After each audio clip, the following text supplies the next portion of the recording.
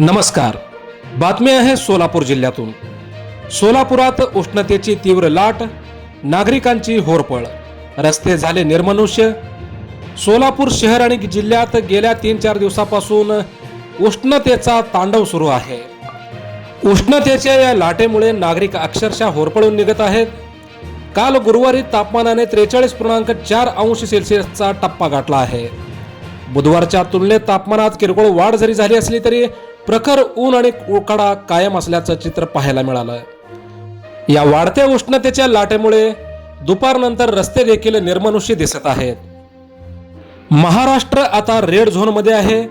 उष्माघातामुळे 3 जणांचा मृत्यू झाला असून 30 वर्षाच्या तरुणाचे बस स्थानकावरच निधन झाल्याचं दुर्दैवी घटना देखील घडली आहे. महाराष्ट्रात सध्या सूर्य आग ओकत असून सकाळी 7 वाजल्यापासून कडाक्याचे ऊन जाणवत असून राज्य उष्णतेच्या रेड झोनमध्ये आले आहे. हवामान विभागाने वर्तवलेल्या अंदाजानुसार राज्यातील काही जिल्ह्यांचा समावेश अति उच्च उष्णता धोका श्रेणीत करण्यात आला आहे. उष्माघातामुळे राज्यात 3 जणांचा मृत्यू झाल्याचे समोर आले आहे. अकोला, हिंगोली आणि वाशिम या ठिकाणी उष्माघातामुळे 3 जणांचा मृत्यू झाला आहे.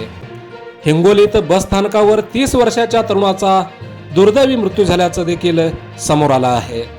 वाशिममध्ये 4 दिवसापूर्वी उष्माघातामुळे एकाचा मृत्यू झाला आहे. राज्यातील अनेक जिल्ह्यांमध्ये तापमान 40च्या पुढे गेल्याची नोंद झाली आहे.